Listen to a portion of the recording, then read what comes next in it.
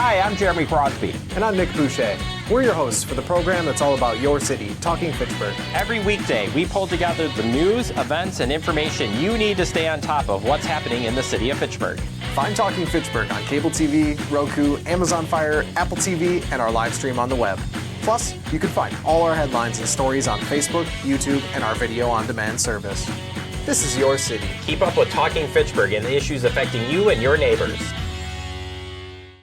Want to know what's happening in your city? Get Notify Me messages from the City of Fitchburg.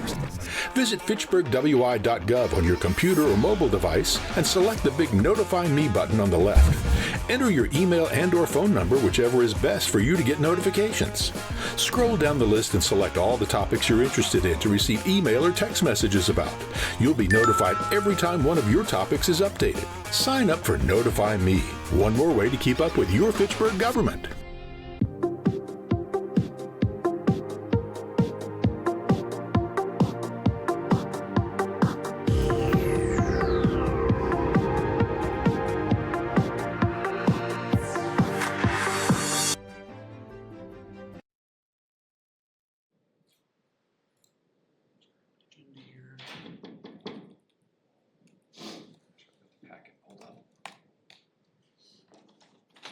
Live. Okay, thank you. All right, scene 7:30, I'll call this meeting of the Fitchburg Bicycle and Pedestrian Commission to order. So if we need to do a roll call, or if you've got. Sure. Andy Potts. Here. Jim Denham. Here. Mark Hamilton. Here. Brandon Haas.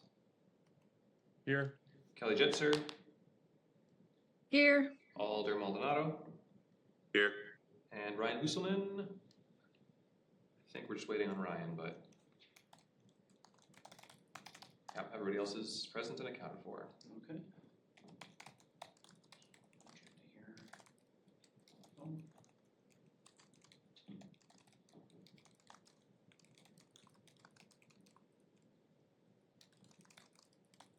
The next item should be the minutes. Those should have been included in your packet. We have any discussion on that? Or should we have a motion? Motion to approve. Second. Okay, we have a motion and a second. Any further discussion? Seeing none, all those in favor signify by saying aye. Aye. Aye. Aye. Aye. Those opposed, nay. Those are approved. Next is public appearances for non-agenda items. I believe the only person in the room is here for several agenda items.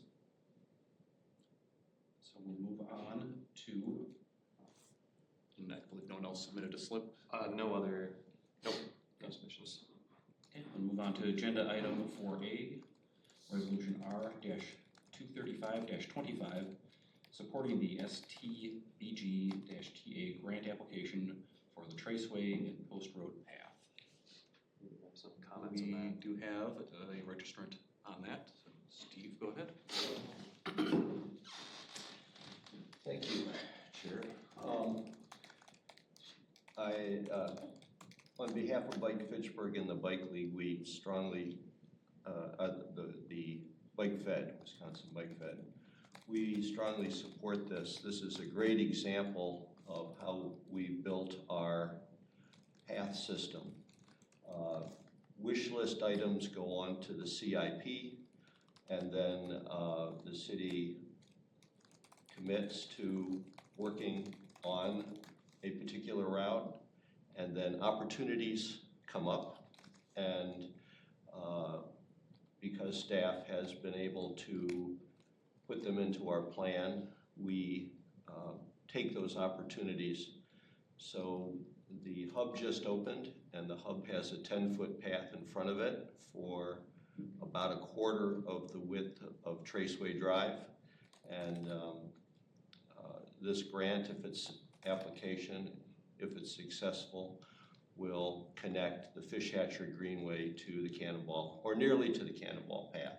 I would be interested in knowing why it doesn't go all the way to the Cannonball path and stops Very good reason, I can tell you. stops at Leopold Way, but this is a terrific project, and it will be great for the hub, and great for Leopold School, and great for pedestrian and bicycle circulation around really a very busy residential area.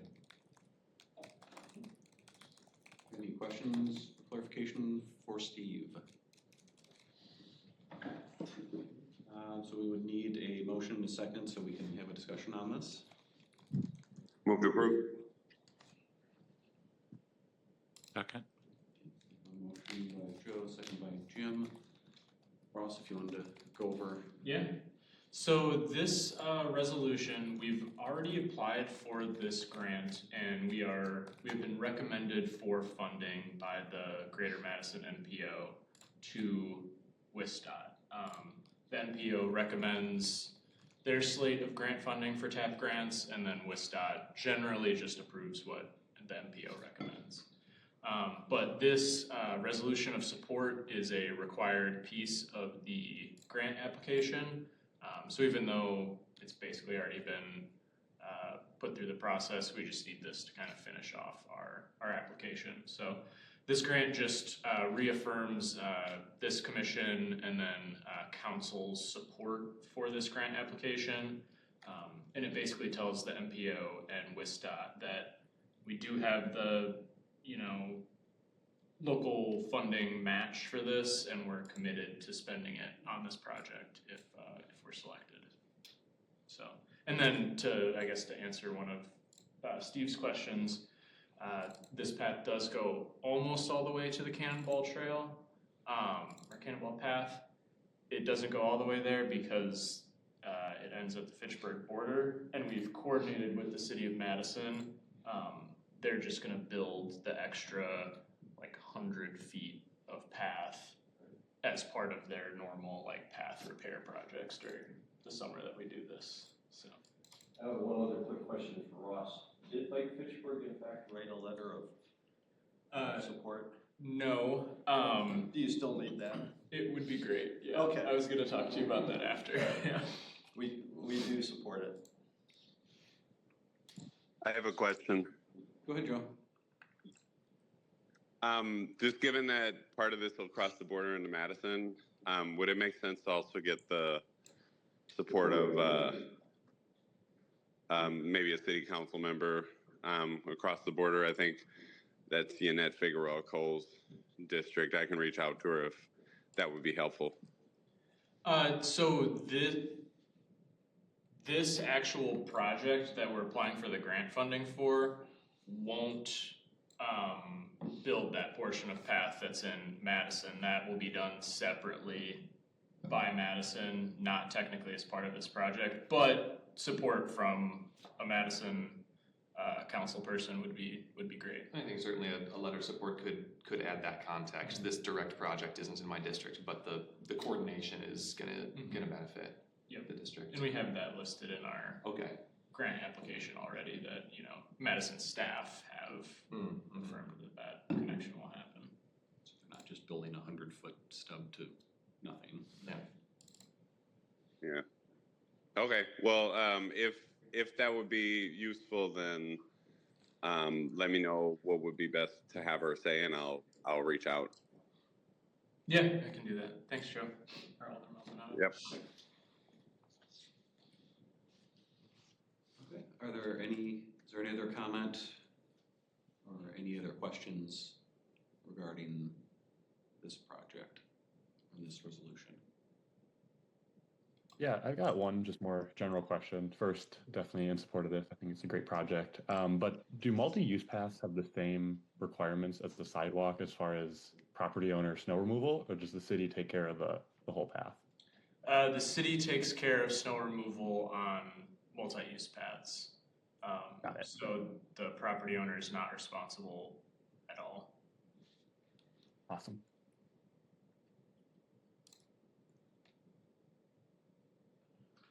I can I'd add one more thing. I think this is scheduled for 2030, right, Ross? That's when we've been recommended for grant funding, Yeah. yes. And so there's a process where projects might not get done timely and have to be deferred or even canceled. And grant funding gets redistributed. And so once we have this in the hopper and are committed to do it, there is a possibility that it could be done earlier. So it's to our benefit to get it shovel ready. The Wisconsin River Bridge connecting the Walking Iron Trail to the Great Sauk Trail was scheduled for 2028 and got built last year instead because of this redistribution project process. So I would say it would be funded for 2030 at the latest.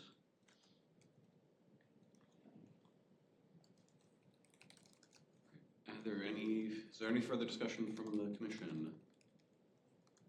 If not, voting on the motion, all those in favor signify by saying aye. Aye. Aye. Those Aye. Those opposed, nay. The resolution is recommended for approval. Item 4B is Resolution R-174-25, approval of the City of Fitchburg Bicycle and Pedestrian Plan 2025 update. You have a registrant, Steve. Thank you.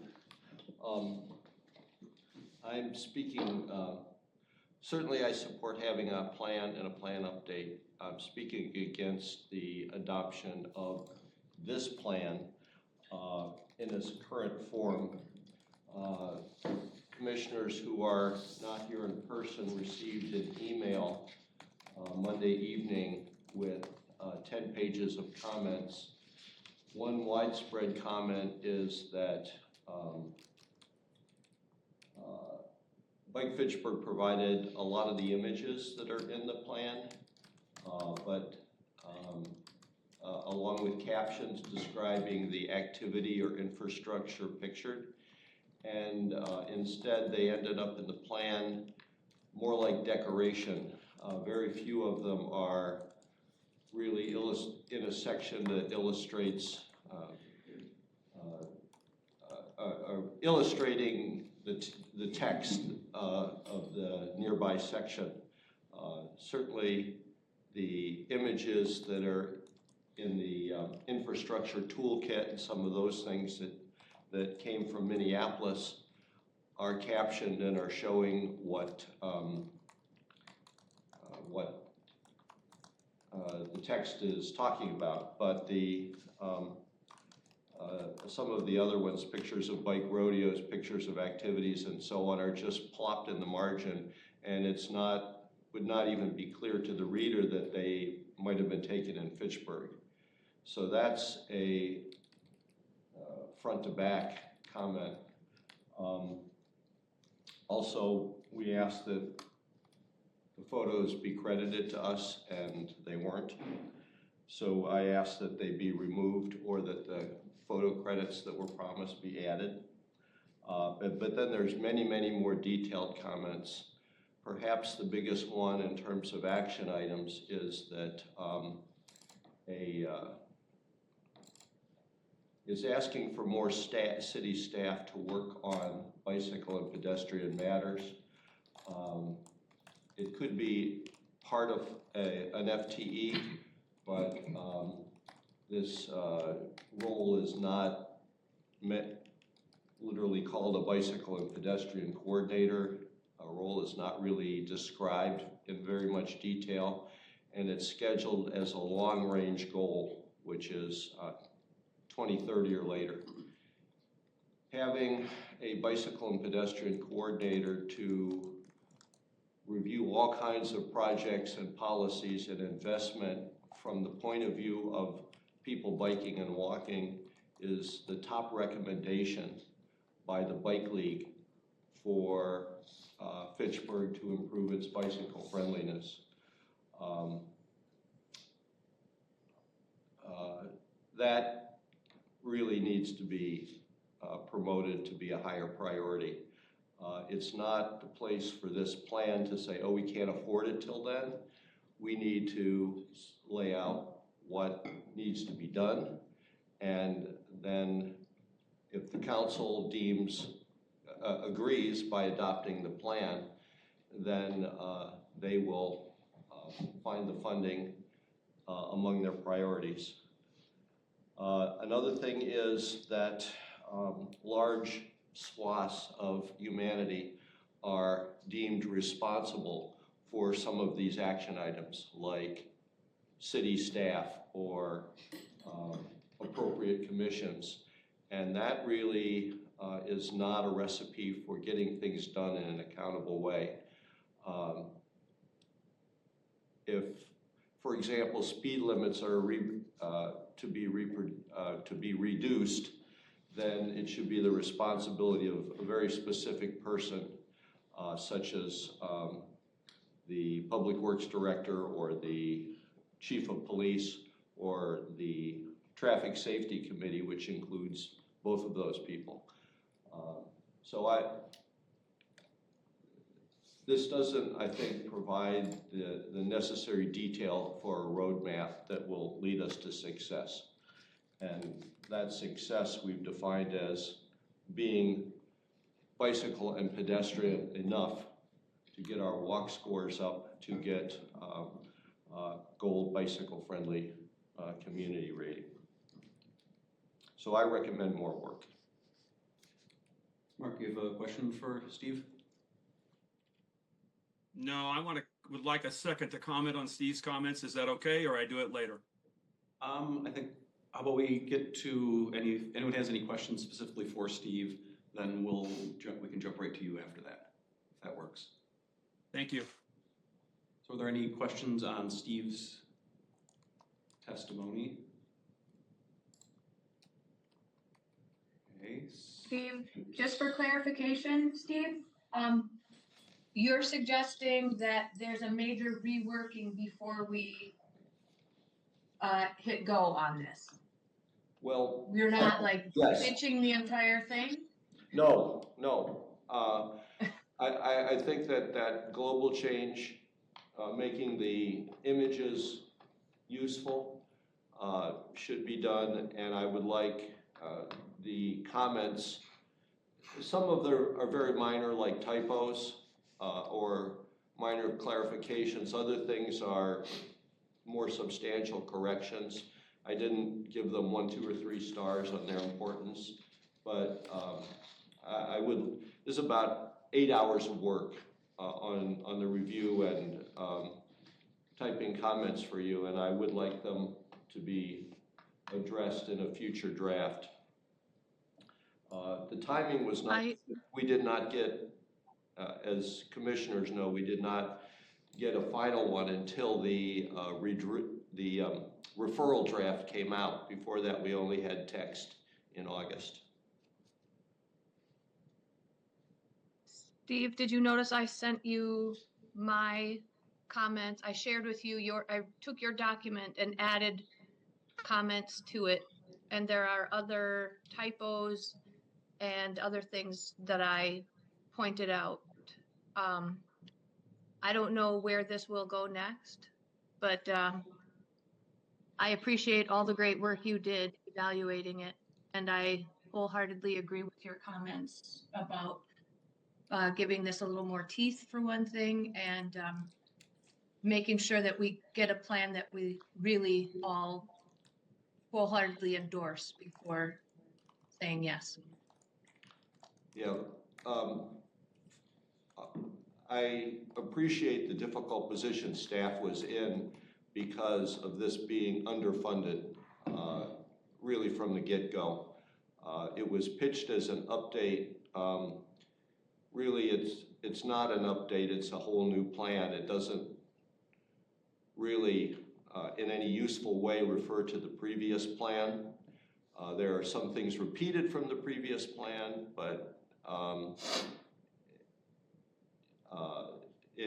it needed more effort than was originally budgeted. That got dropped into the lap of staff along with their other responsibilities. But I don't think that I think it would serve the city best if we were to find a way to keep working on it. Thank you, Steve. So I think just procedurally, we would need a motion on this so that we can have discussion. And then once we have that, Mark had his hand up first, so I'll turn it over to him. If we could get a motion in a second. Move to discuss the plan. Do you want some discussion on the plan from here now? Sure. I mean, yeah. Well, we need a motion first. Yeah. Like we have a motion from Joe, Second. second from Brandon. I guess. Yeah, I guess. Mark, how about this? We'll have Phil just kind of go over the quick highlight, and then I'll turn it back over to you. Okay. Yeah, it's fine. Right. Yeah, and it probably doesn't need much of an overview. Everybody in here is familiar with it. So we started this process a year ago. Had a draft a draft presented by MSA in August to the Bike Ped Commission. Everybody here has been involved in it from initial discussions last year, even discussions that Mark spearheaded prior to that, through the working group session on March 14th. So it has been a pretty substantial effort, even given the concerns about budget limitations. We were hoping to get this referred in a couple months earlier, but we needed to wait to make sure that all of the committee schedules are aligned. So it's coming to Bike and Ped Commission today. Later this month, it will go in front of the Community Equity Committee. I believe that's December 15th. And then January 8th, I want to say, is TTC. We'll take a look at it before council would then review for a final vote on January 13th, Tuesday, January 13th. So that's the timeline we're looking at, is that if the plan is approved by council, it'll go into effect on January 13th, or one request I actually would make, and I can respond to some questions, concerns. I don't know if now is the right time, if you want to wait a little bit for commissioners to speak first. But what I can say is that I would request, I know that there are some things that were requested previously that didn't end up getting added, such as photo credits for Bike Fitchburg. Those do need to be added. The acknowledgement section needs to be fleshed out. There are some typos. I would request, if this plan is approved by BPC, that there be an amendment to add one whereas clause in the resolution. And I've got the exact text I can pull up in a minute, but it basically is, whereas staff are directed to make any needed technical and clerical corrections to this document after approval. And so that would then allow, even after council approves it, if there are more changes needed, that we can get that done before it's actually signed by the mayor. So then January 13th would be when it's approved by council, but if more of those crucial changes are needed for readability, for accuracy, that we could get those done. That would not necessarily cover content revisions. That's a separate discussion, but technical and clerical corrections like that we know things needed to be fixed, those would be covered by that amendment. And then happy to answer questions if needed. Mark? Well, I don't quite know where to start. I have been sharing my concerns with this process for at least 9 months and do not feel that I was totally listened to. I agree with Steve. I also agree with what Kelly said. I also understand and respect the needs of the city staff, or the demands on city staff time. I don't think the user group that was put together to put this together was fully utilized and fully functional. A lot of these comments that Kelly and Steve raised could have been addressed beforehand. Having a bike coordinator role for 2030 is significantly too long. That's the first thing. The second part is, I don't understand why, when we had the tree project, the park project, we were able to survey people in the community. We didn't survey our bike riders.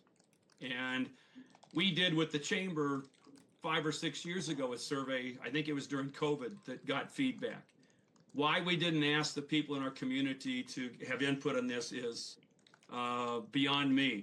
Secondly, we need to get this right. And if it means we ask the city leaders and our alders, one of whom's on this committee, to push this back a month, then let's do so. But I just think there's pieces missing in it. I think there's a ton of priorities, but yet we got to identify who's going to be held accountable. And if it doesn't get done, what happens and where is it? We've got multiple groups here interfacing with this. And lastly, and I'm looking at Jim as I see this, I think we can enhance the walking section. I think we need to be doing more for that within our community. So I'm not prepared to support this. And I have chatted with Steve about this significantly. I've also talked to other people who are in the biking community in the city, and I think it needs some more work before it goes forward. Let's get it right. I know it was supposed to be a rework, and somehow it evolved beyond that. But yet all I kept hearing was, we don't have the money to do this, we don't have the money to do that. And we need to move beyond that. If we're going to be a commission to take this thing on and support it, we got to be able to work with it. So that's my 2 cents. You can take it or leave it. But I would suggest that some of these things get redone before it get done and revised before it moves forward to our alders. Thank you.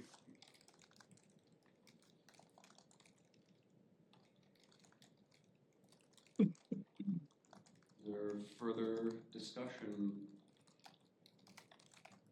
from any of the commission members?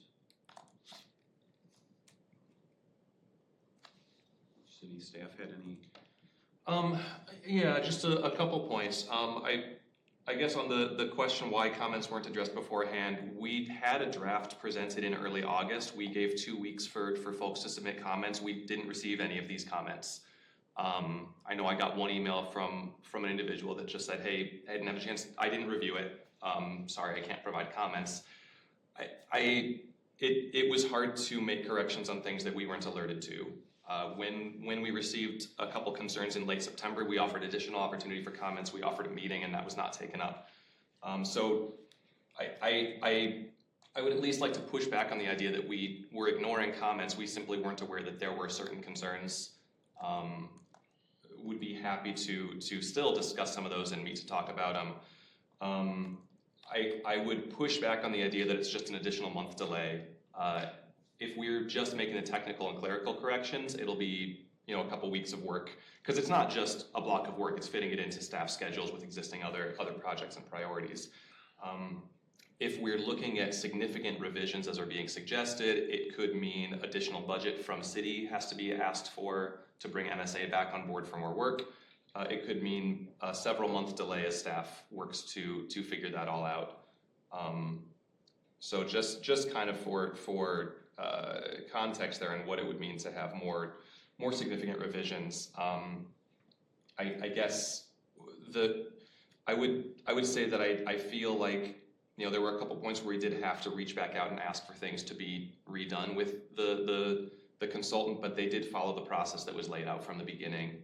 I think that was pretty clearly stated from MSA, and we followed that pretty closely. And even given that, I did hear from them that this was a deliverables contract. It wasn't time and labor, but internally they went over budget pretty significantly, even with what was included. That's why they're not at this meeting today. It's why they won't be at the council meeting in January. Is they ran out of budget. So I told them that I would just cover the presentation of the plan myself instead of them being in person. So it is a significant budget impact if we were to go back and rework this. Phil, I just have a comment and a question. Sure. So I'm wondering, with regards to the staff recommendation, yes. If maybe we had some language that one of our commission members can suggest, whether it be pushing a staffing recommendation back a little bit earlier in the years, maybe 2028, or like some specific stronger language, I would definitely be in support. Sure. Yeah, we could certainly do that. And as either Steve or Mark mentioned, a staff, a bike coordinator position is listed in table 5.3 at the end. That's the summary of all the recommendations for this plan. One of them is having a staff position. Certainly, as we know, with the recent tightening of the budget and the lack of a referendum passing, public safety is not getting all of the staffing that they need, and so I think it's going to be a tough sell on this. I understand it's not the place of the bike ped plan to reference city budgets, but I think eyes wide open, we need to be realistic about that. And I would also make one more point, because I know we've discussed it kind of at length, but the bike-friendly community thing, we are interested in getting gold. We would like to push to gold. The League of American Bicyclists, at least in calls that I sat on, said that it would help to see more investment from the city. That could be, at that point, we were, I think, meeting either 4 or 6 times as a bike committee. It's now up to 8 times a year. You know, Madison does not have a bike committee, so there are things we're doing that other neighbors are not. There's not a full-time bike coordinator, but the investment could come, as they said, in the form of calling out specific budget items that are related to bikes, and then we can report on that to them. Hey, what % of your city budget is spent on bikes? So they weren't as restrictive as saying it has to be a bike coordinator. They said that it would help to see additional investment from the city. They said that it would help to see additional ridership from the city. The point being, there's not like a checklist of things to do and then we get gold. That's what we thought before the last application. We kind of followed what we thought they wanted and we got to silver again.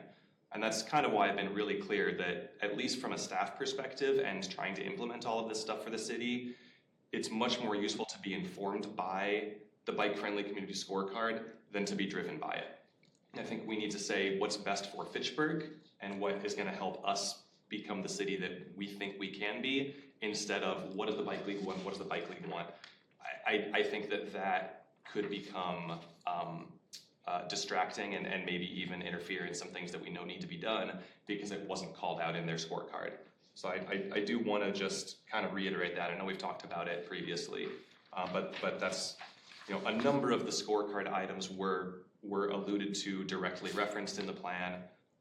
But if we're going to make a change in here for that, I want it to be because we think it's the right thing for Fitchburg and not just because it was on a scorecard.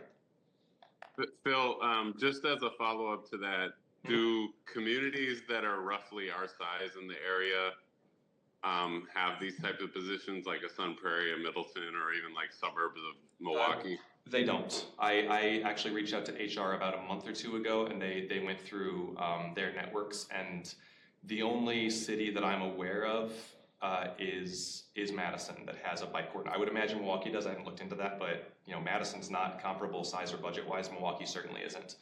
Nobody else our size has a bike coordinator, a bike position. Beyond that, I looked at about a dozen gold and platinum communities in the upper Midwest, and we are among a select few that even have a dedicated bike committee, now Bike Pedestrian Commission. But there are things that we are doing that are not necessarily above and beyond what's needed, but above and beyond what peers are doing that have gold and platinum. So I want to be, from my perspective, from the calls I've had, I don't think that's the thing that's the barrier between us and gold. I think if we feel it would be useful and that the city can make it work, that's a different discussion, but I don't think getting a bike coordinator means we get gold, and I want to be clear about that. Kelly? Getting back to the commentary that we had our opportunity to make changes and had the discussion with MSA previously.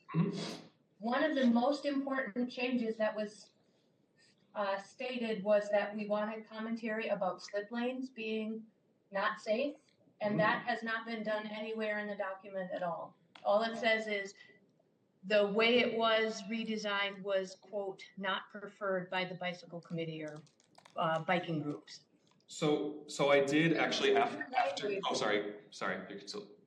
There was clear language during that last meeting about making sure the plan addressed the danger of those slip lanes to pedestrians and bikers. And that did not make it into this draft plan. Kelly, so on page 6. Can I respond? So 2 things. One is that on page 67 in street crossings for walkability, we don't use the term slip lane, but there is one point that is consider eliminating channelized turn lanes from intersection design, prioritizing designs that enhance pedestrian and bicyclist safety rather than making vehicle convenience the primary concern. And indirect, I did take what you said to heart on the opposition to the fish hatchery. Let me see if I can find this here, sorry. But in the projects about Fish Hatchery and McKee, the language had simply been, as you pointed out, that bike groups opposed the slip lane. Let me make sure that I change this. Here we go. No, shoot, I can't. So I'll have to find the specific. Oh shoot. Okay, so I apologize for this. I did make a change in my notes and it didn't make it into the final plan. This would be because this is a known correction that we needed to make. I would address this as one of those items. Is that I have a note to make the change that instead of the slip lane was not the preferred option of bicycling groups. I thought I had changed it to slip lane was opposed by bicycling groups due to concerns about pedestrian safety, something along those lines. I need to go back and find that note. So I thought I had made that change in there and I need to go back to figure out where that got missed. But I do intend to make that update before this is finalized. Thanks for calling that out again. Okay. I would also like it added on page 61 when we are talking through our advice, basically, that it be mentioned there. Are you talking about on table 5.3 at the end in the list of recommendations? Yeah, in the tables, I think it needs to be listed as not like the wording that you mentioned in the pedestrian part was just consider. Okay. And I think removal of or prohibition of new slip lanes, upcoming infrastructure changes, I think consider is weak.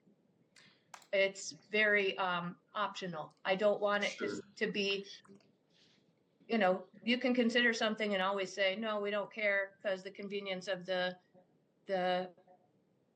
motor vehicles is more important. We want to say it's not more important.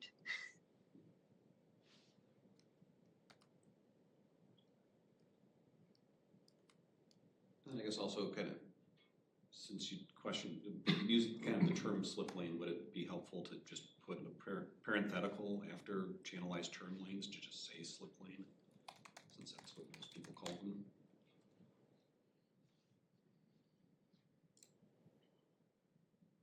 Can add a parenthetical there. Is there like a definition section? There's not a definition section, no. Oh, never mind. No, so it would have to be added in text there.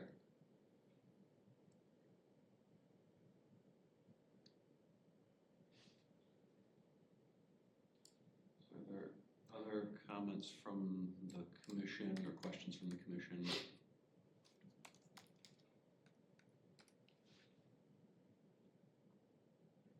And I guess a kind of a question back to the commission, since we have a list here of potential edits. I guess it's really the question to the commission is, how do we want to address these? Is this something that we want to go through? I mean, I guess if it's a matter of, do we want to move a bicycle pedestrian coordinator up from long-term to short-term, and do we want to go through and make edits to the document right now and figure out how we get this to a point that we want to continue to move forward today? Or is it that there's some larger discussion that the commission wants to have and further substantive edits that are beyond just kind of the typos and things? And I've got a list of typos. Sure. And for just, I did go through in their entirety your comments yesterday. It was 4 or 5 hours. I really hunkered down with it and went through the document. I would say about 20 to 25% were things that I knew needed to be changed already, or that I marked, okay, that's a crucial change that has to be corrected. Another 10, 20% were things that I was like, it wasn't an easy yes or no. It was like, I'm gonna have to chat with other staff about the feasibility of this, and the rest were more significant content changes that kind of would have needed to come in the draft stage. And so to make those changes now would delay passage, I think. So that was probably 50, 60% was in that category, just for kind of a perspective on what that would mean. Yep, Mark. Thank you. I think as we also look at this, I mean, I don't think it has to be tossed in the trash can, but I think it needs to be gone over again. I think the fact that we've got a document here for us to pass that has typos in it is kind of beyond me. The second point is we've got all these priorities on there. How are we going to prioritize the priorities? And what's going to be the plan around that? Any plan that's done has to have accountability and action at the back end. And I understand city staff constraints. We got a full commission. I'm looking at how many people are on this call. Other folks can go out and help do things to make this thing roll. And I think we have to take in the operating points of this plan once it's passed. Can I I think ask? that's what our alders are going to ask us to do.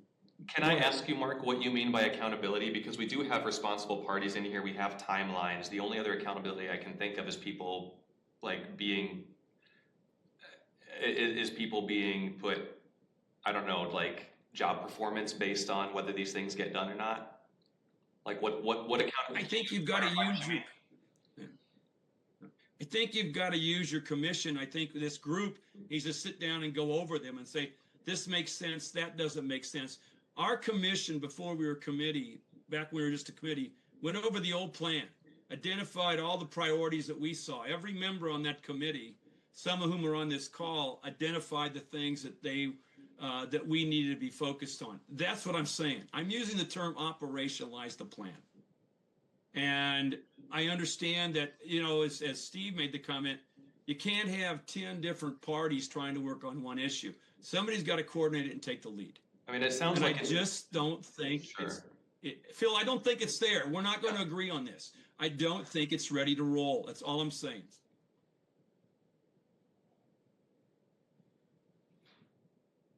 Trying to keep it to commission just at the moment.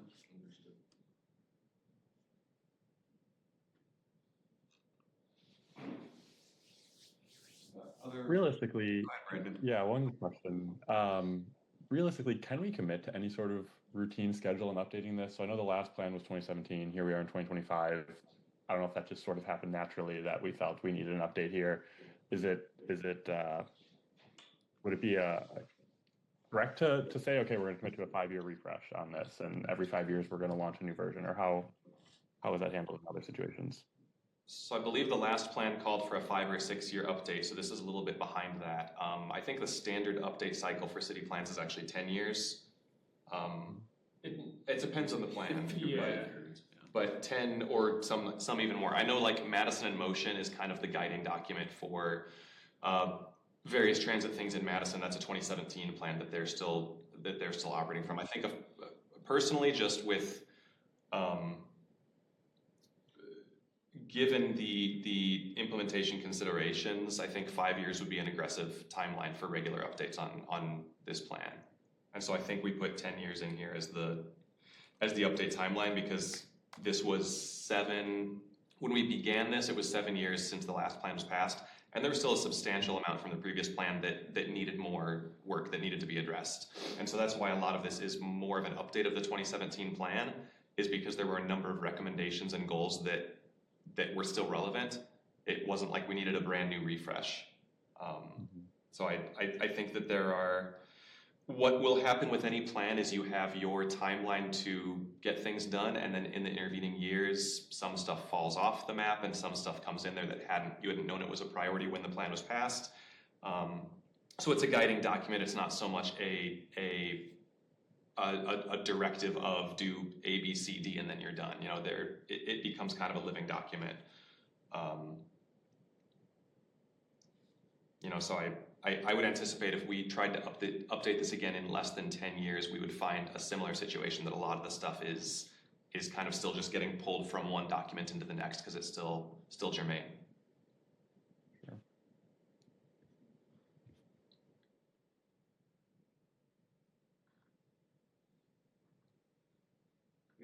Were there any other kind of comments or thoughts from commission members on how we want to address the comments and concerns that have been raised today on what is the best path moving forward? Again, do we want to try to sit through and go, are there edits that we can make here and now, and we want to move forward with this? I've heard from Mark and Kelly about potentially, and Steve potentially delaying this. I guess just kind of thoughts from other members of the commission on where they see this process. So Andy, I would not be in favor of delaying it. I would say that just given Phil's comments, I would say that we address all of the things that are like easily addressable, typos, edits to photos, replacement of photos, crediting photos. I would recommend pushing up the hiring of a coordinator to 2028. And then I would say that if we can get a subset of our commission to be able to work on some of the more, I guess, decision-based content items, we can do that maybe on a separate meeting offline and perhaps send, those recommendations to the council so that they can flesh those particular pieces out when it gets approved in January. I wouldn't be in favor of moving this back a month or kind of revising it, just because we've been working on it for quite some time, and I feel that we should address the things that we can address in the way that we can, so as not to delay it and use up additional resources. One other thing, thanks, Joe. So a lot of that would be covered by just the amendment that I suggest. The exact language, and this has been used for other plans, is whereas staff may make technical and clerical corrections in the documents following approval. I wanted to note one other thing is that I know the appendices need a little cleanup as well. There was a miscommunication on how those were shared between the consultant and us, and so they didn't make it cleanly into this copy. But the appendices should be the infrastructure toolkit, the two resolutions from 2016-17 that are still relevant to sidewalk construction. I would like to the 2017 community engagement, because that is still called out in this plan. So that community engagement appendix that was in 2017, I'd like to carry over as well. And the Greater Madison MPO, as part of their active transportation plan, did a survey that included, they were able to share with me a spreadsheet that had some Fitchburg specific responses called out. If I have time, I'd like to make those an additional appendix for this. I don't know if that would be doable, but at the very least, then I would want to kind of have those as a supplemental after the fact. So even if those weren't, I reached out to MSA about getting those included, and they provided kind of a cost schedule that was prohibitive to actually incorporate that with analysis, but at least have those survey responses tied to this, whether formally or with an after-the-fact supplemental, just to make sure I'm communicating that with the commission, that I do intend to address those appendices as well. This is Jim, and I guess my question on this is, and I guess more of a question maybe for Joe, is I realize we spent a substantial amount of time on this, and this has been a long-term project and something we've really worked on, and there's been a lot of people who had a lot of hours in this. But it feels like we're asking today for the commission to judge a cake that's not quite frosted. And, I really think that, if we were to delay this another little bit, we really should, the commission, I think, should approve a document that is complete. And we're all happy with it, not, we need to make this change, and this change, and this change, and we're not quite sure about this part of it. It's kind of feel like we're kind of rushing it, kind of pushing it, just to get it done and get it to council by the timeline that's already set, as opposed to, hey, let's this is a pretty important document that we need to, have a lot of input on. If we were to just say, hey, let's slow this down a little bit, let's take the time, let's make the changes that we need to make, let's put some additional resources into getting this to we're all happy with it and all comfortable with it, and then maybe they till the spring. But I guess my question is, what's the rush if we were to push this off?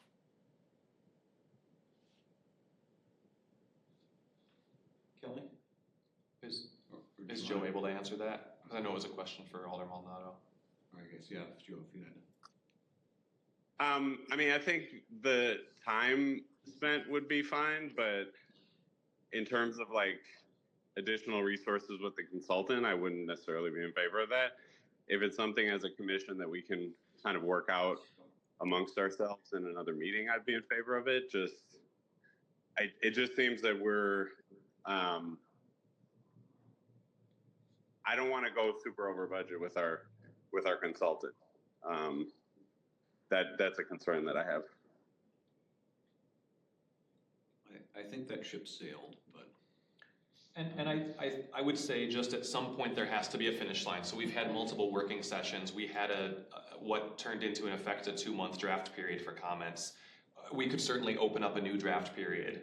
And then after that, if we have a final plan and there are additional, I think at some point you do need a finish line, and I won't, dictate that it has to be the here and now, but at some point the plan does have to be complete, even if you realize, well, since we spent an extra 4 months, now there's new data, there's new neighborhoods, so we've got to update it again because new factors have come into play. So any finish line is going to feel not quite final to me, I think. And I certainly, you want to pass something that you're happy with and proud of. Absolutely agree with that. But I think there will always feel like there are additional updates that could be made. I still feel that way with the sustainability plan, and it was passed 7 months ago. I'm like, if I could go do this and this again. Kelly? So my question is sort of also a clarification for Joe. Are you suggesting that a subset of our commission, rather than using staff resources, that we work through these edits and put out what we think is a more final looking document for everybody to approve? Or are you saying we submit the comments to Phil and wait until he has the bandwidth to make all those changes, which may be plentiful? I'm just trying to figure out logistically whether you're saying we would have the document in our hands to make the changes that we think are appropriate. Well, it seems like the comments have already been made, but they need to be fleshed out and decided if it's something that we want to move forward with. I would say that we recommend those changes to council, and that when council, ultimately approves these, we can address some of these things. I don't know if that would be time intensive at a council meeting, but it sounds like there's stuff that Phil doesn't necessarily feel he would have the necessarily authority to move forward with and decide. Like some of the edits, the typos and those type of edits can be done kind of without a decision point, but if we need to decide something, I would recommend that our committee maybe decide if those are things that we feel really strongly about, and then recommend those to council that can be like changes or amendments.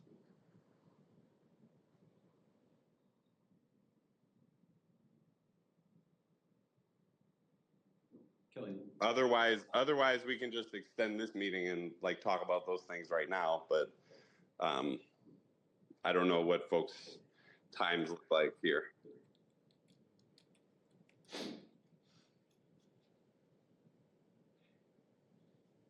Kelly, it looked like you came off mute. I did. I was wondering if we could basically say we would approve using Steve's amended version, then all the, I don't know if there are specific amendments that he suggested. I had several others that were more typo based that I could add. But I would say with Steve's amended commentary, it looks more like a plan.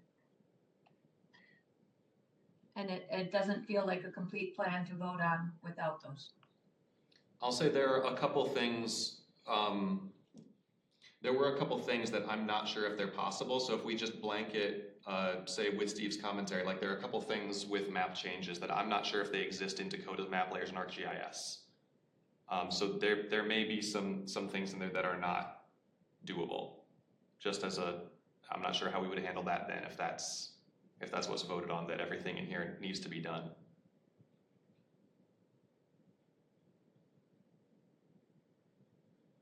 Steve, since we referenced your amendment here. just have some logistical suggestions, if you would recognize me.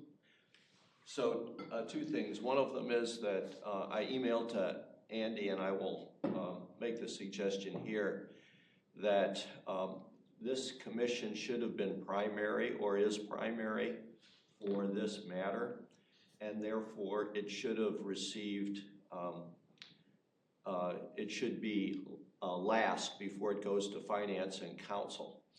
And we had this problem with the transit plan, is that Public Works got it after the Transit Commission, which was primary. So they had comments that we hadn't seen and we couldn't make a final recommendation on. You have in January an opportunity to have a meeting at your regular monthly time, but not your regular month. You could add a special meeting, or you could move up your February meeting 1 month and look at any changes that come from Transportation and Transit and the Equity Committee and finalize that. That meeting could also approve a draft that is amended from this one. So just as a clarification, Transportation and Transit meets Thursday, January 8th, and BPC would be Wednesday, January 7th, so it still wouldn't follow TTC. We would have to delay the council vote. That's true. To accommodate that. So the second thing is that back in the fall, I had offered to work on the plan to put time in making updates, because I have the technical and professional expertise to do so, and could have worked on the source document, which is in Adobe InDesign. I was reasonably told that they couldn't do that because it was kind of outside the regular, staff needs to coordinate that,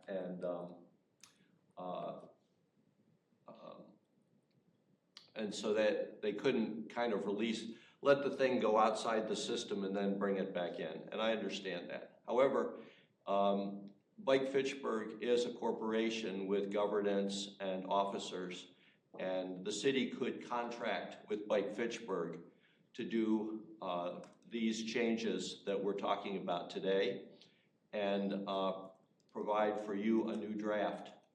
And it could be a nominal hourly amount, or it could be a $1 contract.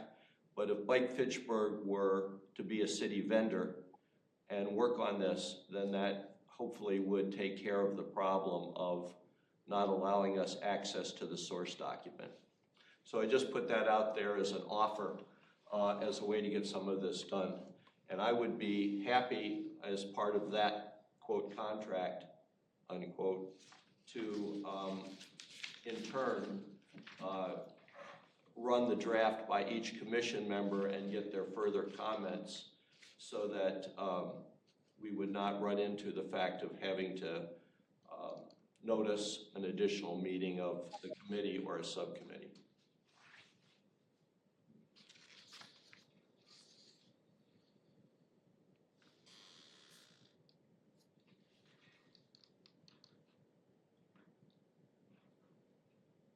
So I guess at this point, we do have a motion on the floor. There are no amendments have been offered or any other secondary motions. Certainly could entertain any of those if anyone has any. Or if there's any more comments as far as where we're at with this process and this current draft in front of us. Andy, can you remind me exactly what is the motion as stated? I believe we're currently at approval, which is just kind of the standard motion in order to have a comment, or to have a discussion on it. We need to have a motion on the floor. Mark? Yeah, I think guys, I really think what C says makes sense. We're a commission here. You got people volunteering to give time to help the city staff do this. And I think what Kelly said earlier, or maybe it was Jim, we need a document that we're going to be proud of when it's all done. And I think if that means we have some extra time spent between now and the formal approval without pushing it back, as the Elder Joe said, then we need to do it. I really feel strongly, I have done a lot of plans in my career in healthcare, not in bicycles. But if you don't put things in that can be deliverable and everybody can understand and support, it's a plan's going to sit on a shelf, or in this case, out in the cloud. So I think what's been proposed makes sense to quickly revise it, not redo it. We don't need the consultant, but we need to put some of these things in there that I would say are going to give it some teeth. So that's my 2 cents. And again, I may be a party of one, but I just can't sit back anymore and see this go forward without it being formal and good. So thank you.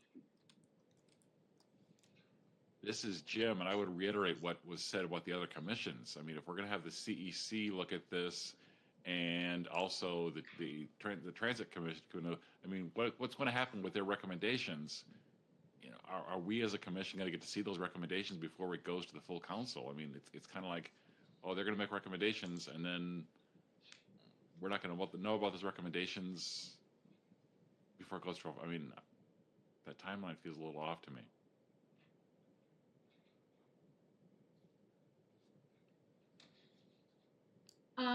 Quick question. Is there a reason that the council couldn't do it at their second January meeting instead of their first, and then all these problems would maybe disappear for us? Yeah, I was wondering the same thing. I'm wondering if I'm hearing correctly, if Bike and Ped Commission is the last to see it, maybe we could potentially push our meeting back a week so that it's after TTC. And then if the council vote can be at the end of January, we would be the final final commission to see it before finance. And I don't know logistically what it looks like for Bike Fitchburg to do it if we need to go through a whole process for that to happen. I have no idea how that works, but yeah, I couldn't promise that. I would have to talk to city leadership about whether that's even feasible. I don't know about bringing in a contractor on anything if there hasn't been an open call. I wouldn't want to promise anything. Yeah, that's my wondering, just the process of that. But I do think it is reasonable to say if we could have kind of a final thorough review after we've gotten the comments from Community Equity Committee and TTC. That would be fair since it is kind of like our signature plan as a commission. I would not be opposed to that. So that'd be presumably like January. So that would be January 27th. Oh, sorry, for a BPC meeting, that would mean January 14. So that would follow TTC. Or 21st. 14 or 21st. And then the 27th would be I don't know, I would imagine it would be relatively simple to move the return to council to the 27th from the 13th. I could chat with folks internally about that. I don't think that would be hard. But yeah, and then it would just be moving, that February meeting up to January. Yeah, and then I would just say that at our January Bike and Ped Commission that we just go through the most kind of high level structural things that are kind of not more like anything that's fixable easily we can fix before then, and really just spend our time honing in on the things that maybe might be a little bit more needed to be fleshed out. I don't have a better way to articulate that.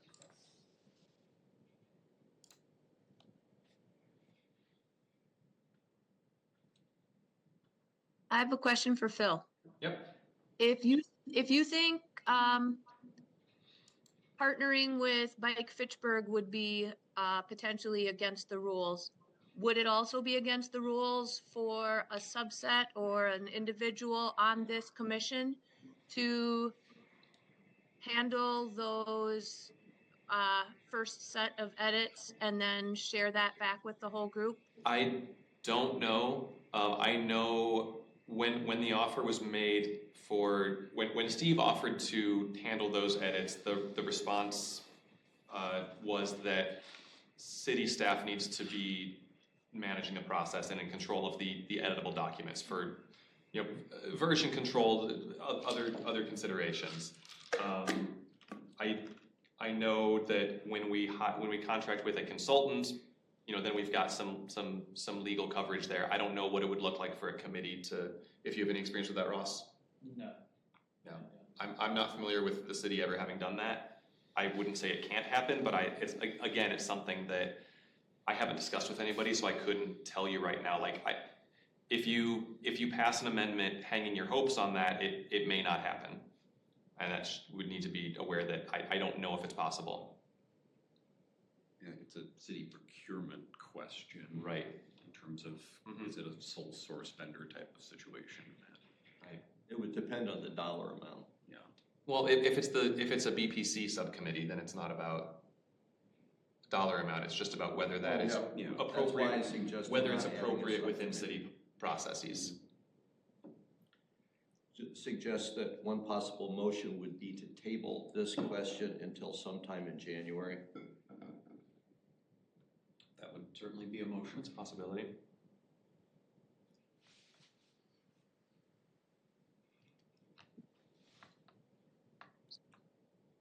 Those who didn't hear, Steve said that a motion would be to table until presumably a date certain in January.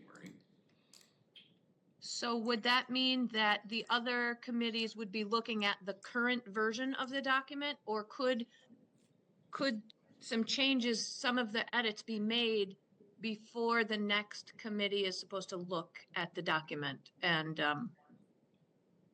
like get it closer to what we think it ought to look like? I think that would mean they look at the document as is. They would look at the document that as referred out. If Mike Fitchburg were to submit a similar letter to them, which I'm anticipating they will, I think they'd be in a similar situation as us, is they would have the document as referred out. Yes, but they could also have a supplemental document. Correct. Like a newer draft or a list of comments.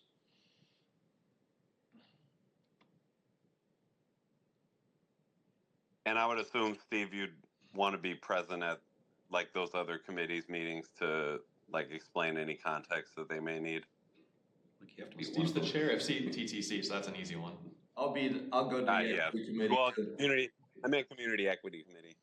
I will be going there. And I am meeting with the staff contact for equity on this Friday, so my plan was already to kind of catch her up on everything, and I can make sure that she's got context as well. I'm not sure if I'll be able to attend equity.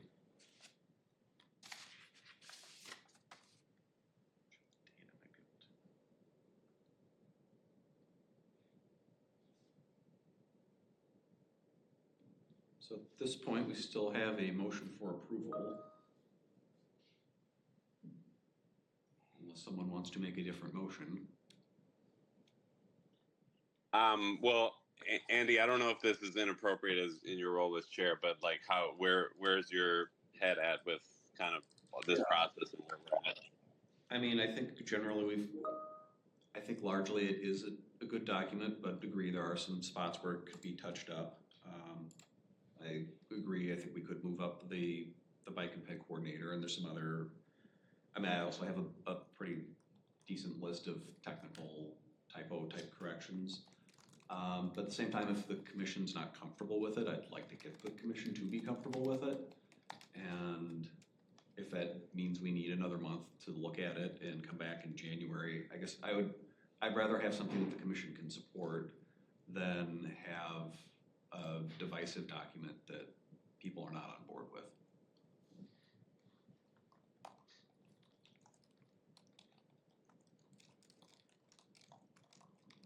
That answers your question. Yes, it does. Mark? So Andy, does that mean we are postponing the passage of the resolution or deferring it? Is that what the action is to be taken? Because again, I think commission members and Steve have offered decent suggestions on how to get this to where it's a good document. Because I too concur, the pieces are all there. I just don't think it's in a, to take a old Barry Alvarez term, it's not in a playbook we can take forward. So is that what we're doing? Are we voting this resolution down, or what are we doing here? Well, I guess that's my question to the group. At the moment, the motion before us is to approve. I guess there are a couple of, I'll just throw out here a couple of options if someone wanted to make a motion that was different than just approving the document as presented. We could, one, we have a list of potential amendments from Steve. If one were so inclined, they could make a motion to adopt those amendments, which could then be incorporated into the document. Another motion would be to table this until a date certain, so either January 14th or 21st, presumably. In which case, we could also, I guess, in addition to that, make a motion to incorporate Steve's recommended edits to it. So it's really, at this point, all we have in front of us is a motion to approve as written until one of the commission members makes a different motion. But Kelly? I make a motion to defer to January, as well as to accept Steve's documented changes. And I would move that we then have a special BPC meeting in January after TTC and before the council meeting. And we would do that meeting in lieu of our February meeting for the BPC. Second. Okay, we have a motion and a second. Do we want to do that as a date certain, or are we okay with? I think we'd have to check schedules. Okay. So I think we can just phrase it as a special meeting in January. We'll figure out what that date is, and we can send out those edits, or those dates to people so we can actually get something scheduled. Is there any discussion on the motion? A quick question. Does the person who moved to approve need to revoke that motion before we move on this, or vote, or talk through this other motion? No, this is a secondary No? motion. This is a secondary motion to the Okay. original motion, so it takes precedence. Okay, seeing no further discussion, all those in favor signify by saying aye. Aye. Aye. Those opposed, nay. Okay, that item is tabled until our January meeting. Yes, Steve? Yeah, just suggest an additional motion to direct staff to investigate contracting with Mike Fitchburg to make the changes. I mean, we'll talk. Okay. City leadership about that. So I don't need to move that? I don't need to make a motion for that? No, I don't think so. I can Okay. ask somebody about it today. Okay, we are on to agenda item 4C, update on public works projects impacting the bike and ped network. Ross, you've been very patient. Oh, don't worry, I know how these plans go. We just got through the transit plan, so. We have recent experience. We're getting into winter time, so not a lot of construction going on impacting the bike and ped network. I guess just the one thing that popped into my head is Fitchburg Road. We're still on track to begin construction of that in the spring. So that's obviously a big bike and ped project. We're running into there may be some slight changes to the bike and ped portions of that project, but we'll know more about that as we get property acquisition finalized. And then Wayland Road bike lanes, those will start construction in the spring as well. That's also in the kind of property acquisition phase of that project. So that's what I got. Next question for Phil or Ross. I assume we did get our bike counter back. It was. Yeah, this is the Sain Road project when the sign walked off. Yeah, so all the signs were taken down for that project, and then we designate a bunch of them on the plans to be reinstalled. So that was, we call it being salvaged and restored, but it's back up on I think it's on the opposite side of the trail now, but it's there. Did it get re-aimed so it's facing the trail?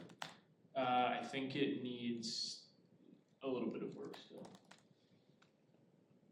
Just for the rest of the commission, so Steve, Mark, Phil, and I went out, and Phil gave us a nice tutorial on how to access the data from the bike counters. So we have the most recent data. Oh, it's probably a couple months out. A couple months old now.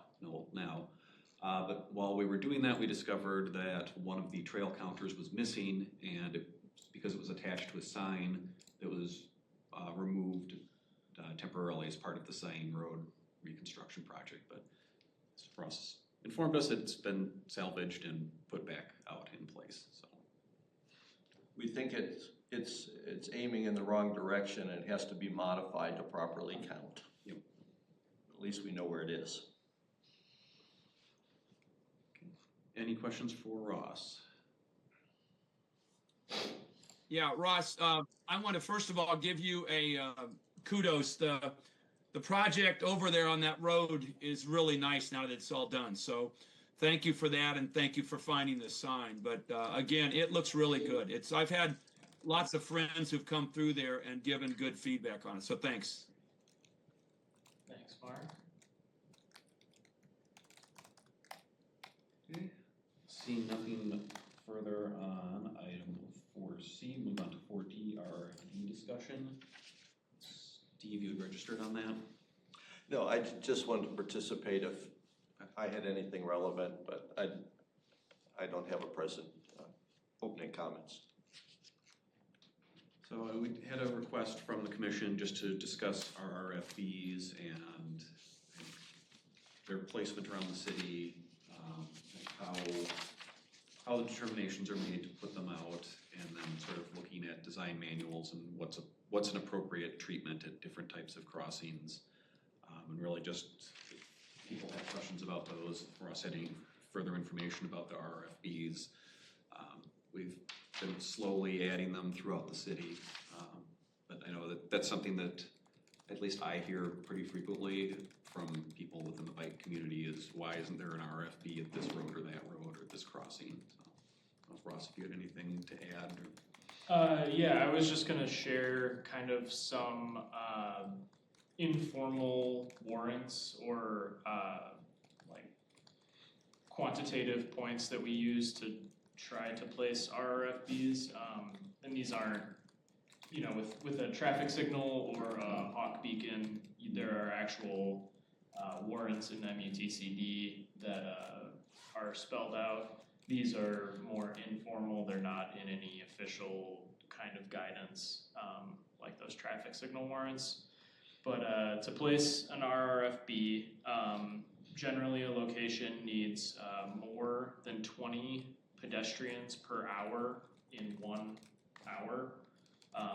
And then elderly people or children count double in that count. So if it's at a school location like the one we have at Brassica in front of Forest Edge School, that one would only need 10 kids per hour to meet that requirement. And then also we use 1,500 vehicles per day or 150 vehicles per hour as a minimum quantity for car traffic. So we're not going to put an RFB on a really, really low volume road for cars, even if there's an absolute ton of pedestrians. It's just not needed. Speed limit has to be between 30 and 45 miles an hour. We won't put them up on roads that have more than one through lane in each direction. So if you think about a road like McKee or Fish Hatchery, those are really our two main ones. In Fitchburg, you get issues with one lane of cars stopping and the far lane of cars not stopping at an RFB, which can lead to pretty severe crashes, obviously. So at locations like that, we would not look to put in an RFB. We would look to put in a more substantial crossing device. Could be more like a hawk type, if it didn't have warrants. Right, exactly. Bridge. Yeah. And then just to kind of provide some context on that 20 pedestrians per hour metric, the Cannonball Path, which is kind of our most recent RRFB install location that wasn't part of a big road reconstruct, that had 32 pedestrians per hour. So that kind of gives you some context. Like the Cannonball Path it definitely meets that requirement, but it's not like it, blows it out of the water. So something in the range of the Cannonball Path crossing is what you're gonna see for RFB installs. And then as far as cost on these go, a regular 2-post RFB, just one on each side of the road with a button, those cost anywhere from $10,000 to $12,000, and anything over $10,000 generally needs to be in the city's CIP. We can't just add that through our operational budget each year. And then if you start adding in a 3rd post or any other kind of detection, like a brake beam sensor, like the ones that Madison has on East Wash, or like thermal detection, like we have at the Cannonball Path crossing, then you start getting into the $20,000 to $25,000 range on these systems. So I know we all want to have RFBs everywhere we can, but that money issue is, really one of the main reasons why it's tough to put them up everywhere we want to. So happy to answer any other questions or anything else on this. So I'm assuming the standard RFB does not have any accessibility features for people with disabilities? So the new ones we're installing do have audible locator tones. So on Sain Road, those are our 2 newest ones. Those kind of beep at all times so that visually impaired people can, or other people who want to, can locate the button. Can locate the button, but do they beep when it's safe to cross? They don't indicate whether it's safe to cross because an RRFB does not. An RRFB only indicates that motorists need to yield to pedestrians in the crosswalk. It changes its tone when the lights are flashing, but it's not like a traffic signal where, there's a red light and cars are definitely stopped. Right, okay, yeah, okay. But, so the new ones moving forward will have those features? Right, and that's a PROAG requirement, and PROAG hasn't technically been passed by the state yet, I believe, but we're just doing these now. DOT passed it, but Justice didn't, or vice versa? I honestly don't. Hard to keep up. Yeah, Okay, thank you. Ross, Next week. just for legal clarification, please. A hawk is a requirement that the traffic stop. So much safer for visually impaired people, correct? Whereas an RRFB is like a suggestion legally. So a hawk has a red light. So yes, vehicles are required to stop no matter whether a pedestrian is in the crosswalk or not. At all crosswalks, and that includes RRFBs, cars are required to stop if a pedestrian is in the crosswalk. So legally, if a pedestrian is in the crosswalk, it's the same liability either way. But safety-wise, everyone knows what a red light means, and you're not relying on whether people are going to yield or not. So in a safety sense, a hawk has the red light, and it is generally considered a safer option, especially for visually impaired people. But legally, they're the same liability either way. All right, thank you. I guess I always look at it this way, that the person in a crosswalk who's attempting to, or a person attempting to cross a crosswalk is legally entitled to use that and have vehicles yield to them. But there's always the question of what is attempting to cross. Is a person standing 2 feet away from the crosswalk, looking at their phone, attempting to cross or not? Whereas by pressing the RFB, you are giving a very clear indication of, I am attempting to cross this road. You legally must yield to me. And I'm sending a clear signal to all drivers that that is my intent.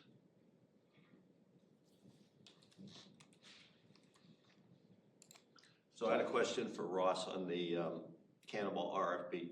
I knew initially that the detection wasn't working. Has that been fixed, or is it still working? It's better.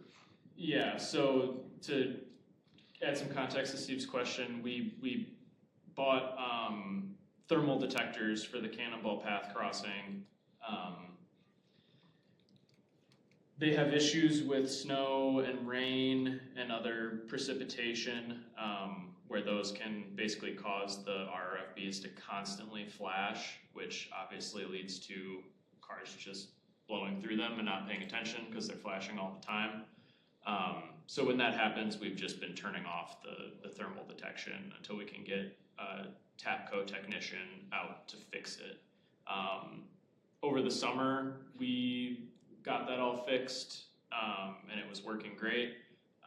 But with the recent snow, we've had to turn it off again, and I have a TAPCO technician who should be coming out shortly to look at it again. Frankly, from my perspective, I'm at the point where I'm gonna ask them for a refund on the thermal detection on this and take it out, not use that system. If we want passive detection, we'd look at like a brake beam sensor or something instead. I'm also fine just with active detect, like, yeah, push the button. Yeah. The one issue that we do have with the active push button is we get a lot of non-usage by bikers mostly, just people not pressing the button, and it's obviously a personal choice. So if there's a gap, you prefer not to stop for usability. Yep. But then some people have a better sense than others of what constitutes a safe gap. Indeed. Yeah. Safe gap is in the eyes of the beholder. I can tell you. There's also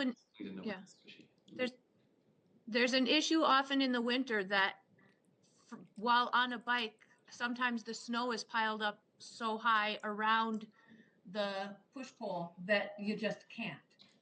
Mm-hmm. I've had times where I couldn't get to the button to push it. Do you know if trail plowing take that into consideration? They do, and I can remind them about that. Is that something you've seen with this recent snowstorm, Kelly? Oh no, my studded tires aren't on. I have not ridden in the snow yet. Fair enough. This was last year. We'd have funny pictures of me trying to touch the beg button with a snow mound in the way. Yeah, certainly. But that was actually at the corner of the Cannonball Path and Fish Hatchery, so that's not on Fitchburg. That's Madison or whoever at that point. All right, are there any other questions about our RFBs or any discussion? If not, move on to item 4E, the DOT Beltline study. So there is maybe in the interest of getting on to the next topic, make this pretty brief. Wisconsin DOE is doing a Beltline study that's involved in linking Middleton and Cottage Grove. They're currently in a planning environment linkages study phase, and there's going to be a public meeting tomorrow. The reason that this was included here, Ross, you're probably better to speak to it than I am actually, but there are a few relevant points for bike infrastructure in Fitchburg. It's largely surrounding Beltline infrastructure, but especially where the Beltline intersects with, comes across Allied Drive, there's some relevance for Fitchburg's bike infrastructure. Yeah, I'll just share my screen. So I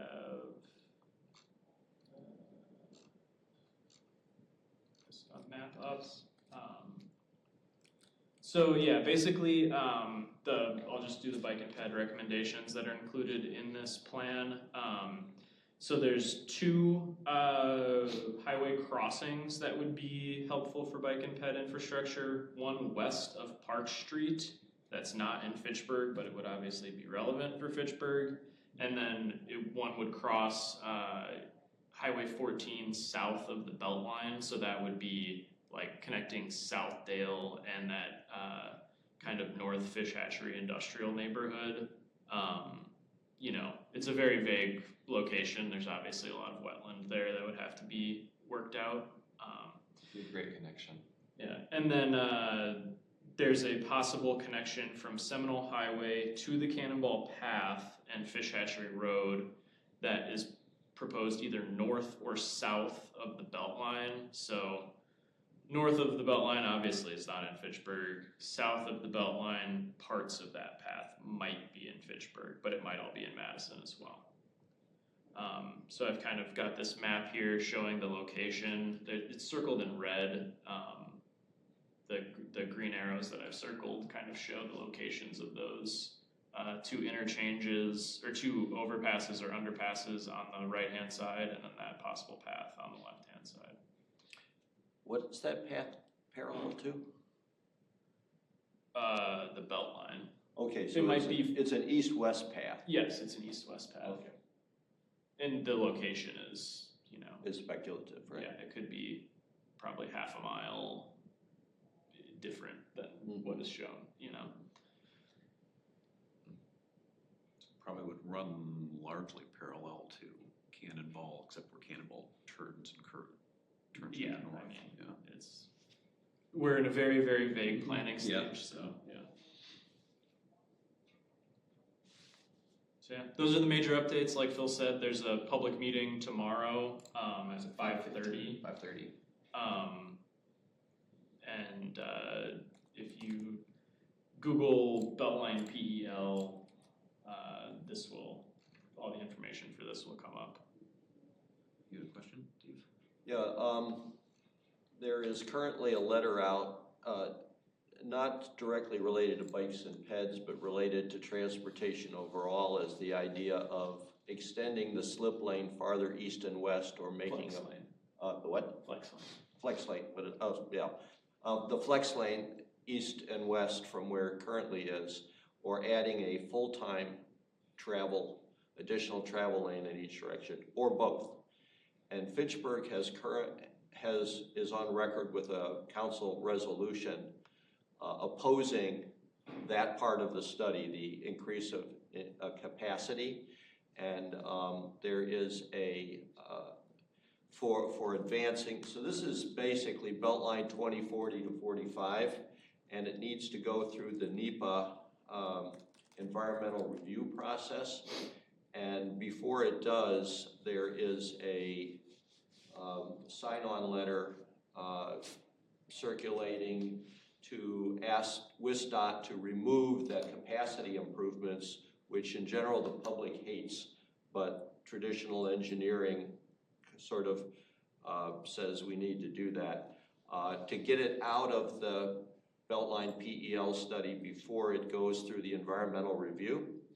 And so Bike Fitchburg is probably going to sign on to that letter, and of course, Fitchburg city government is already opposed to that.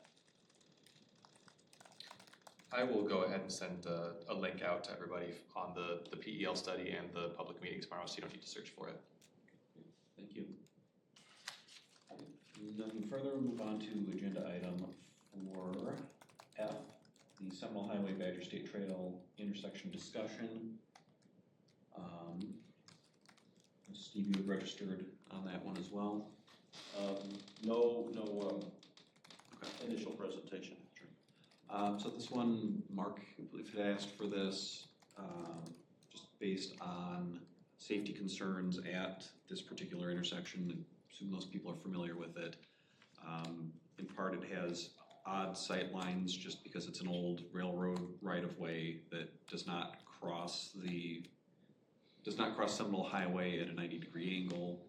So it has it's hitting at it at a diagonal, and then actually does almost cross it at a 90-degree angle because it curves Only the last minute. to the last minute. I do have a couple of slides on this. Okay, if you want, like, yeah. just context stuff. Yeah, like Andy said, This is kind of a strange crossing, but just to summarize everything, so yeah, this is Badger State Trail crossing South Seminole Highway. Speed limit is 35 miles an hour. It is a high visibility marked crosswalk. This is marked with a continental block crossing now. The trail parallels the road and then crosses, which is relevant to this particular crash. And there are bike crossing 375 feet ahead signs on Seminole Highway, and then the regular bike crossing signs. And then on the trail, there are highway crossing pavement markings a couple hundred feet before the crossing. As well as stop signs. As well, yep, there are stop signs on the bike trail. So if I can, I don't know if that link's gonna work.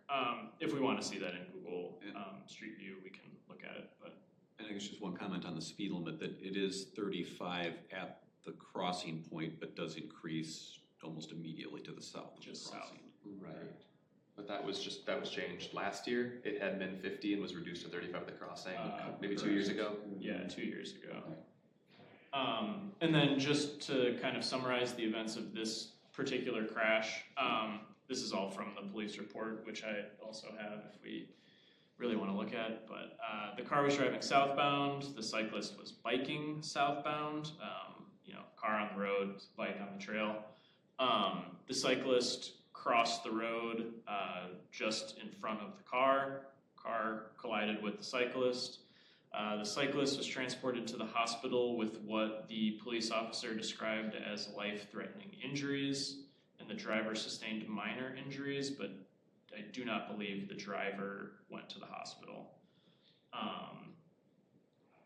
So I guess anything on this, I've also got some actions that the Public Works Department has been taking since this crash happened in October.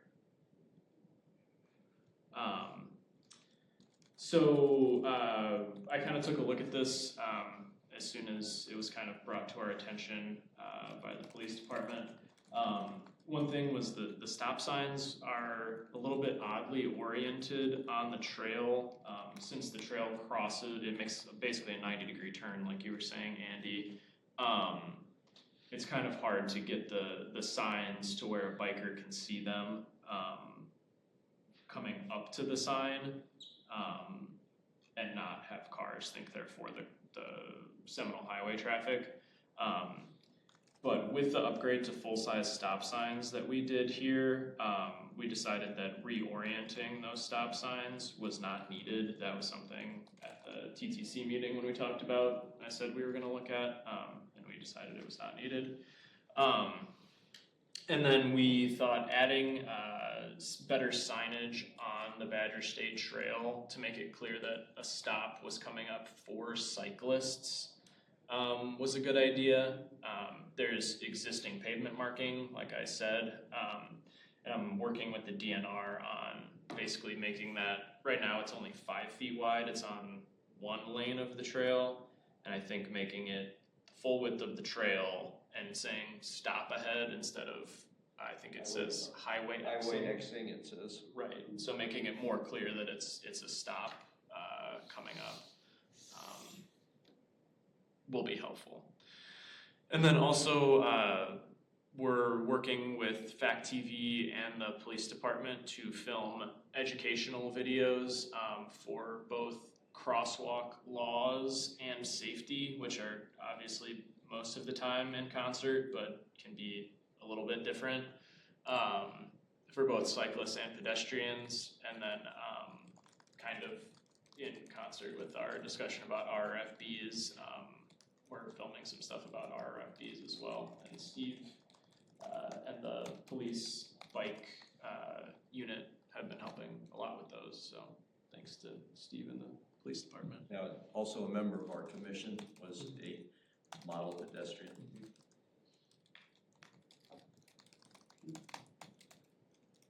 I guess any questions from the commission about this about the particular crash, about the intersection in general, or any of the actions that have been taken so far?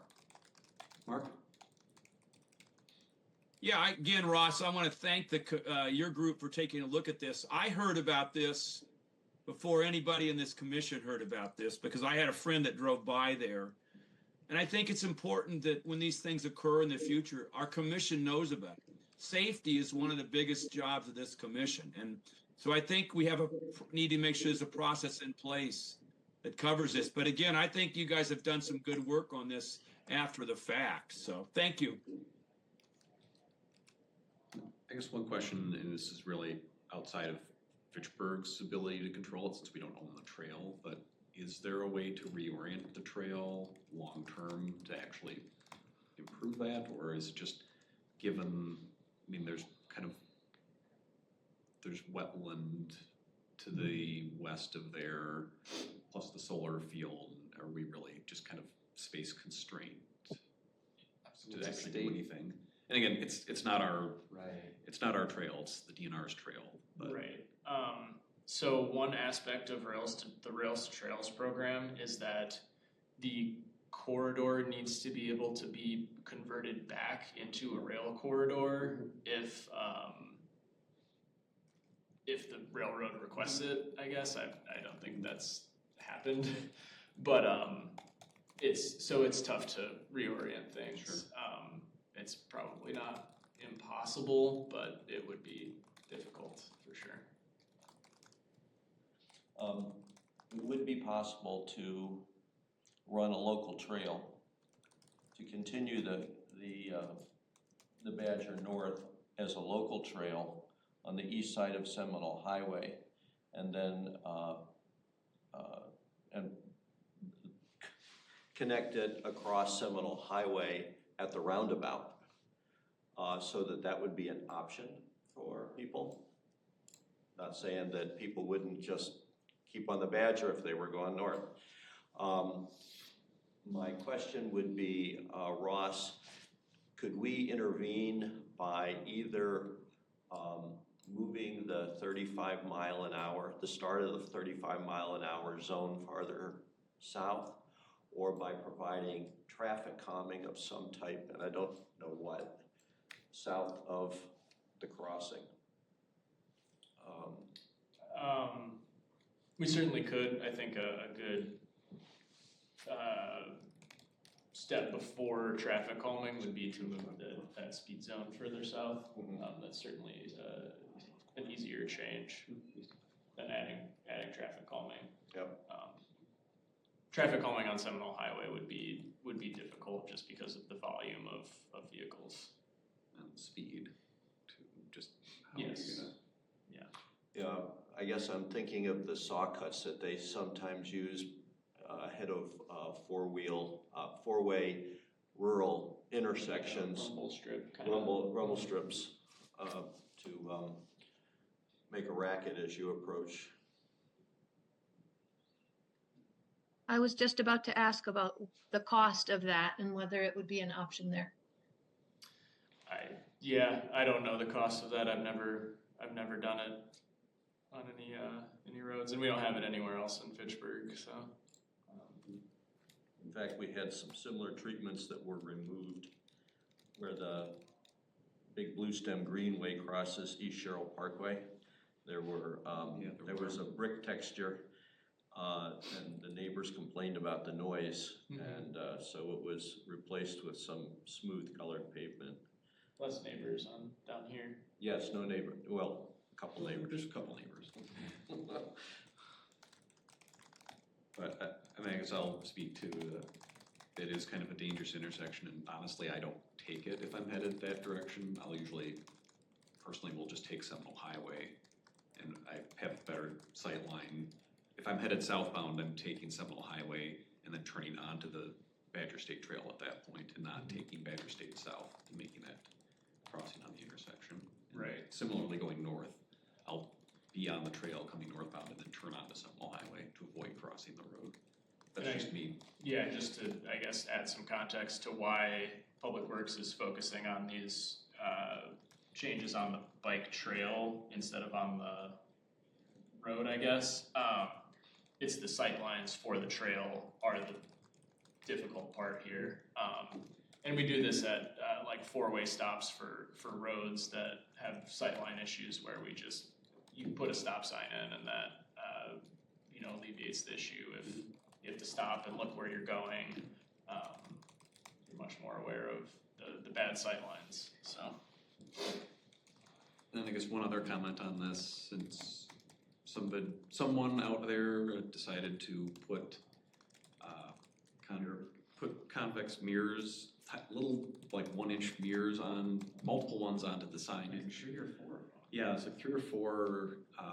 Whoever's doing that, please don't do that. That's more of a hindrance because now you're actually blocking the signage that's there to warn drivers that there's a crossing and let bikes and pets know that there's a crossing there. And then Public Works took those down as soon as we saw them. They can also cause issues with glare and stuff like that, so.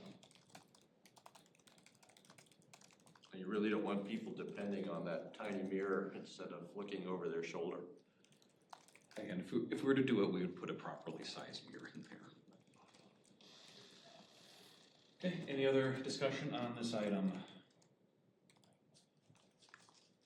Seeing none, move on to reports from the department.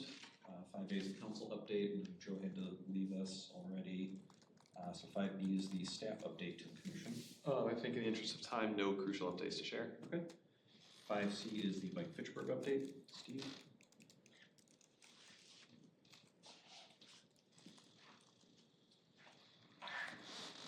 Bike Fitchburg continues to meet monthly and have events. We've finalized the dates for our 2026 events so that they can be in the Chamber Community Guide and the annual Bike Fed Ride Guide.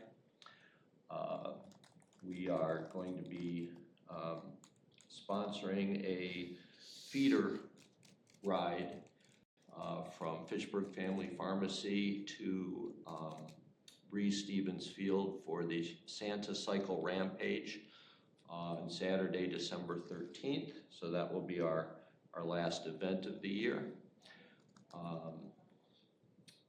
We will be in McFarland Saturday, showing off the Cycling Without Age Trishaw that we have on loan from the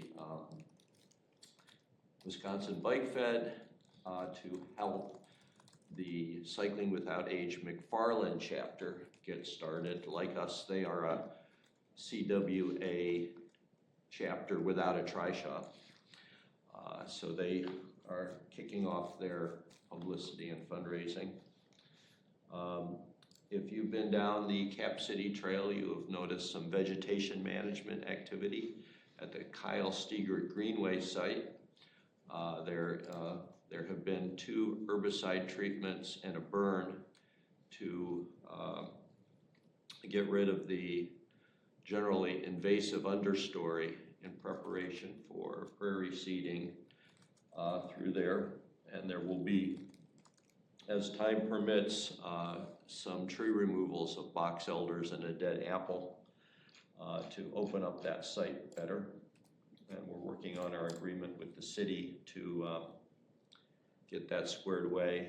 Also, we're working this winter to spin off the Friends of the Kyle Steger Greenway and Cycling Without Age Fitchburg as separate nonprofits from Bike Fitchburg so that they can continue their respective missions into the future.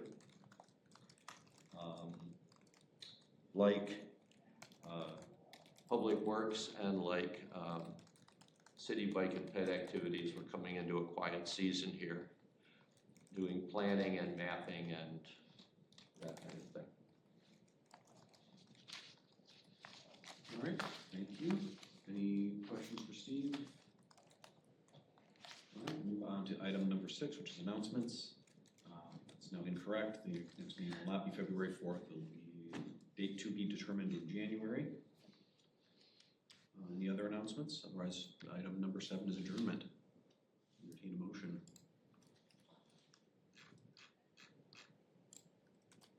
Don't everyone all jump at once. Move to adjourn. I will second it then.